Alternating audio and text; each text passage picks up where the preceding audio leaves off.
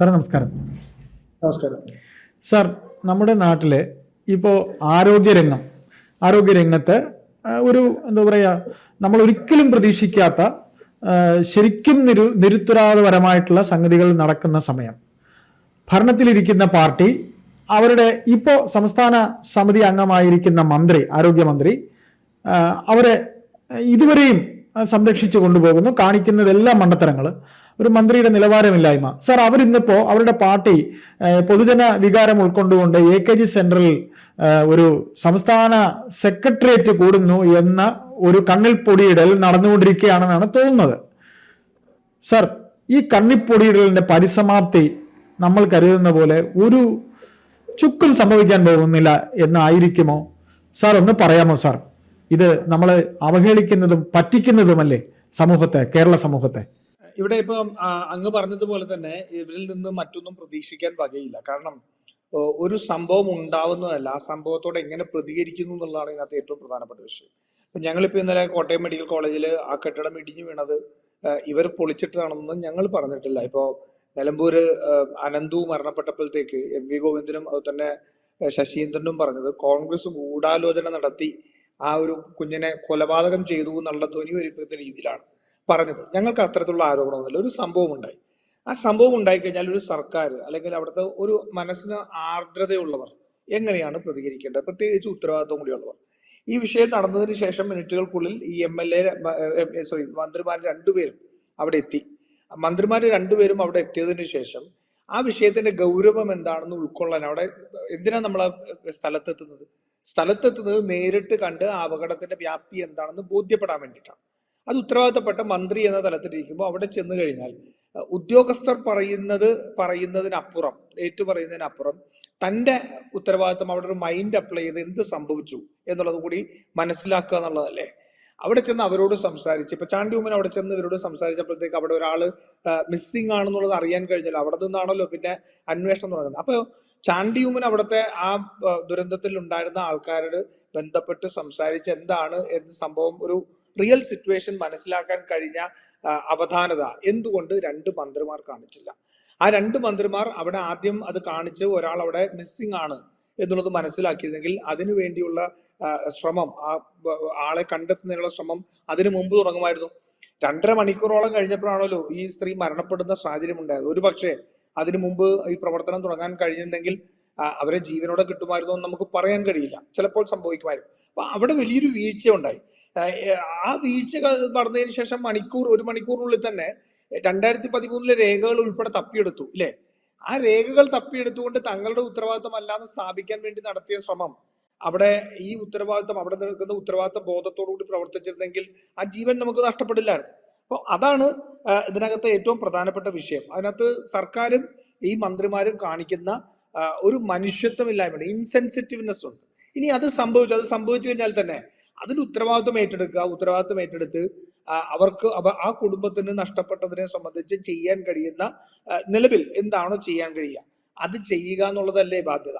പകരം ആ കുടുംബത്തോട് ഒന്ന് സംസാരിക്കുക പോലും ചെയ്യില്ല, അവിടെ ഒരു മന്ത്രി പോലും അല്ലെങ്കിൽ ഒരു MLA പോലും അവിടെ എത്തില്ല എന്നുള്ളതൊക്കെ പറയുന്നത് എത്രമാത്രം മനുഷ്യത്വമില്ലായ്മയാണെന്ന് ചിന്തിച്ചു നോക്കുക. അവർക്ക് ആ സർക്കാർ ഞങ്ങളുടെ കൂടെയുണ്ട്, ശരി, ഒരു അപകടം സംഭവിച്ചു, സർക്കാർ ഞങ്ങളുടെ കൂടെയുണ്ട്, ഞങ്ങളുടെ വീട്ടിലെ ഒരു എന്താ പറയുക, ഒരു ബ്രെഡ് വിന്നർ, ഞങ്ങൾക്ക് കുടുംബം മുന്നോട്ട് കൊണ്ടുപോകും. ആ അച്ഛൻ തന്നെ പറയുന്നുണ്ടല്ലോ, ഞാനല്ല കുടുംബം മുന്നോട്ട് കൊണ്ടുപോയത് ബിന്ദു ആയിരുന്നു എന്ന് പറയുന്നുണ്ടല്ലോ.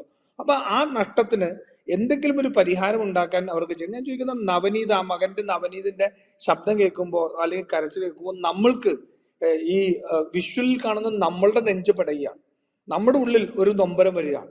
എന്തുകൊണ്ട് ഈ സർക്കാരിന് അല്ലെങ്കിൽ ഈ ഭരണാധികാരികൾക്ക് ഉണ്ടാവുന്നില്ല എന്നുള്ളത് നമ്മൾ ചിന്തിക്കണ്ടേ?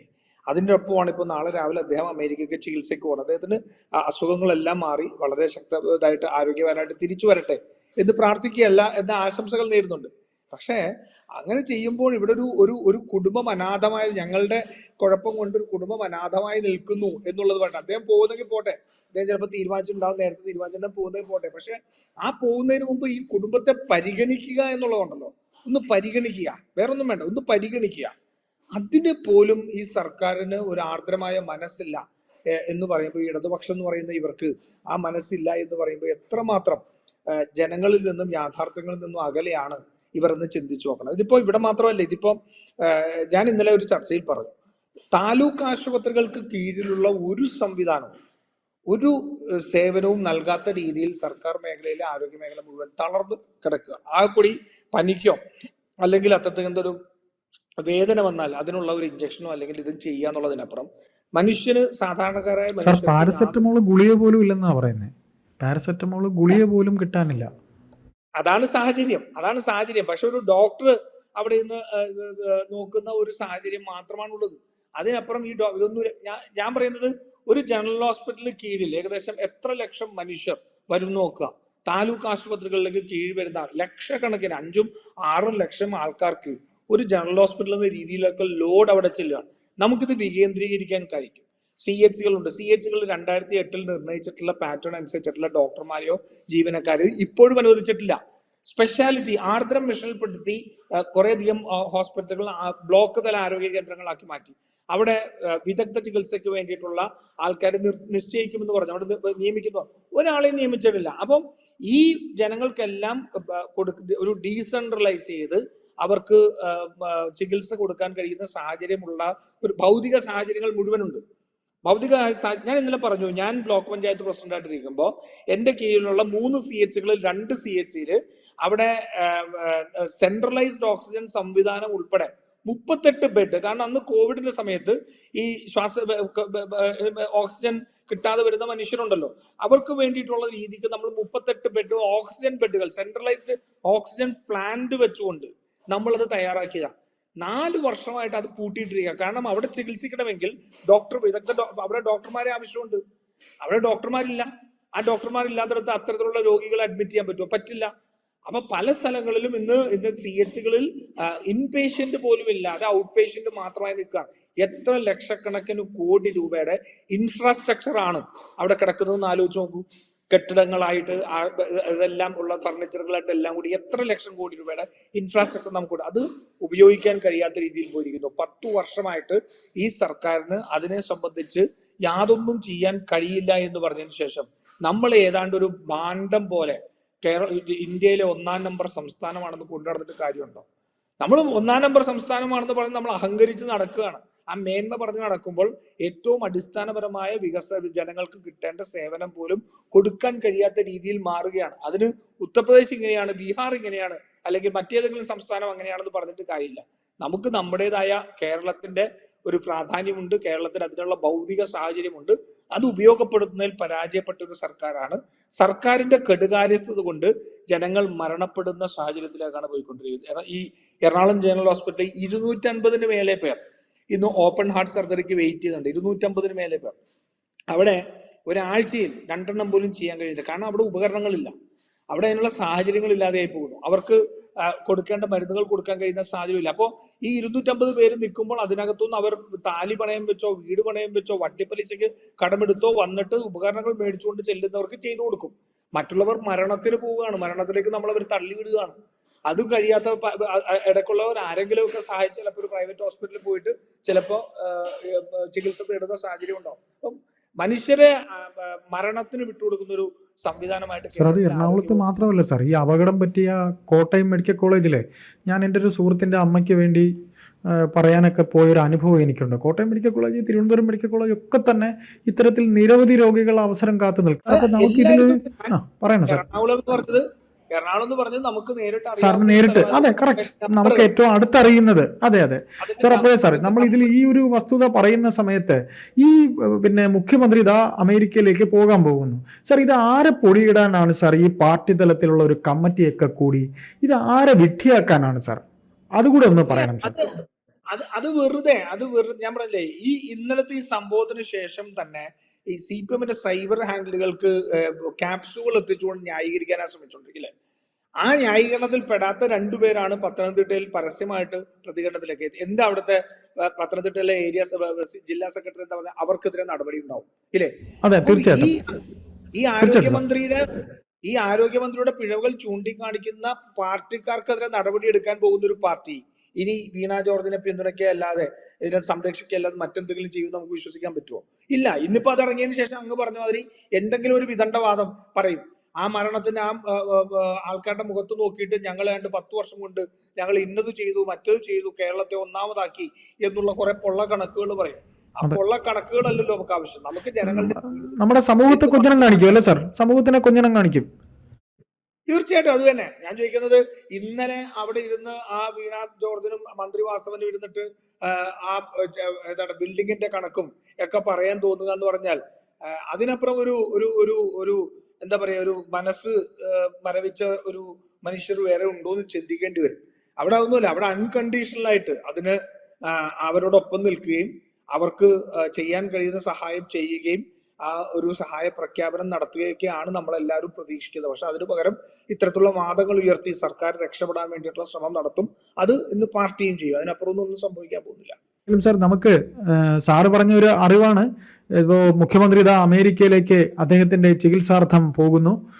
ഇവിടെ ആശാവർക്കർമാരുടെ സമരത്തിൽ ഒന്നും തന്നെ ആയിട്ടില്ല. പിന്നെ ക്ഷേമ പെൻഷൻ കാര്യത്തിൽ ഒരു സംഗതികളും ആയിട്ടില്ല. ദാ കെട്ടിടം പൊളിഞ്ഞു വീണ ഒരു സാധാരണ യുവതി, ഒരു വീട്ടമ്മ മരണപ്പെട്ടിരിക്കുന്നു. അദ്ദേഹം ഇതാ അമേരിക്കയിലേക്ക് അദ്ദേഹത്തിന്റെ ആരോഗ്യകാര്യത്തിലേക്ക് പോകാൻ പോകുന്നു. ഏതായാലും സാർ, നമ്മുടെ കൊച്ചു കേരളം ശരിക്കും ഒരു മാടമ്പി ഭരണത്തിന്റെ കീഴിൽ തന്നെയാണ് എന്ന് തന്നെ സാധാരണക്കാരൻ ചിന്തിച്ചു പോകുന്നതിൽ തെറ്റില്ല അല്ലെ സർ? അല്ലെ, തീർച്ചയായിട്ടും. ഇവിടെ മനുഷ്യരെല്ലാം ഈ സർക്കാരിന്റെ ഔദാര്യത്തിൽ ജീവിക്കുന്ന എന്തോ ആരൊക്കെയോ ആണ് എന്നുള്ള ഒരു അവസ്ഥയിലേക്ക് പോവല്ലേ. ചോദ്യം ചെയ്യാൻ കഴിയാത്ത രീതിയിൽ ഒരു സർക്കാർ മാറുന്നു. അവിടെ അവർക്ക് ലഭിക്കേണ്ട ഒരു ആനുകൂല്യങ്ങളും ലഭിക്കുന്നില്ല. ഈ സൂചിപ്പിച്ച പോലെ ഇപ്പൊ ഇവര് കഴിഞ്ഞ ദിവസം എന്നിട്ട് മന്ത്രി പറഞ്ഞല്ലോ, ഞങ്ങൾ ശിശുമരണ നിരക്കിന്റെ കഥ പറഞ്ഞു. പിന്നെ മറ്റ് എന്താ പറയാ, കുറേയധികം കണക്കുകൾ പറഞ്ഞു. ഈ ശിശുമരണ നിരക്കും ഗർഭിണികളുടെ മരണവും ഒക്കെ നിയന്ത്രിച്ചത് ആരുടെ വിയർപ്പ് കൊണ്ടാ? ആരുടെ വിയർപ്പായിരുന്നു? ഈ ആശാവർക്കർമാരുടെ വിയർപ്പല്ലേ? ഒരു പ്രസവം ഉണ്ടായിക്കഴിഞ്ഞാൽ ഏറ്റവും അകലെയുള്ള ബന്ധുക്കൾ ഓടി വരുന്നതിന് മുമ്പ് തന്നെ അവരെത്തി ആ പ്രസവത്തിന് വേണ്ടിയിട്ടുള്ള അവരുടെ അമ്മയുടെ ആരോഗ്യത്തിന് വേണ്ടിയിട്ട് പോഷകാഹാരങ്ങൾ ഉൾപ്പെടെയുള്ള കാര്യങ്ങൾ ചെയ്യും. കുഞ്ഞുണ്ടായിക്കഴിഞ്ഞാൽ ആ കുഞ്ഞിന്റെ വാക്സിനേഷന്റെ സൈക്കിൾ വരെ മുഴുവൻ നോക്കുകയും എല്ലാം ചെയ്യുന്നത് ഈ പാവപ്പെട്ട ആശാവർക്കർമാരുടെ വിയർപ്പിന്റെ ബലത്തിൽ നിന്ന് പറയുന്ന കാര്യങ്ങളാണ് അല്ലേ?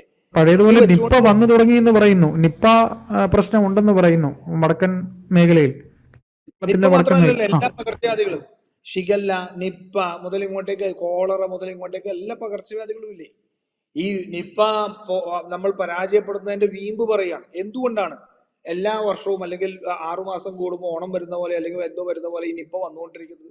എന്തുകൊണ്ട് അതിന് പൂർണ്ണമായിട്ട് ഇല്ലാതാക്കാൻ കഴിഞ്ഞിട്ടില്ല? അപ്പൊ അത് സർക്കാരിന്റെ പരാജയമാണ്. നമ്മൾ ഈ PR വെച്ച് കാര്യങ്ങൾ മുന്നോട്ട് പോയിട്ടില്ല. ഒരു പ്രാവശ്യം വരുമ്പോൾ അതിനെക്കുറിച്ച് നമുക്ക് പറയാം. പക്ഷെ നിരന്തരമായിട്ട് വീണ്ടും വീണ്ടും അത് വന്നുകൊണ്ടിരിക്കുമ്പോൾ എവിടെയോ എന്തോ പ്രശ്നമുണ്ടെന്ന് മനസ്സിലാക്കണ്ടേ? പകർച്ചവ്യാധികൾ മുഴുവൻ വരുന്നു. കോളറ മരണം പോലും ഉണ്ടാകുന്ന സാഹചര്യം. പേപ്പട്ടി കടിച്ചു കഴിഞ്ഞാൽ അതിന് കൊടുത്ത വാക്സിനിൽ പ്രശ്നം. അങ്ങനെ ആകെ മുഴുവൻ കുത്തഴിഞ്ഞൊരു സംവിധാനവും.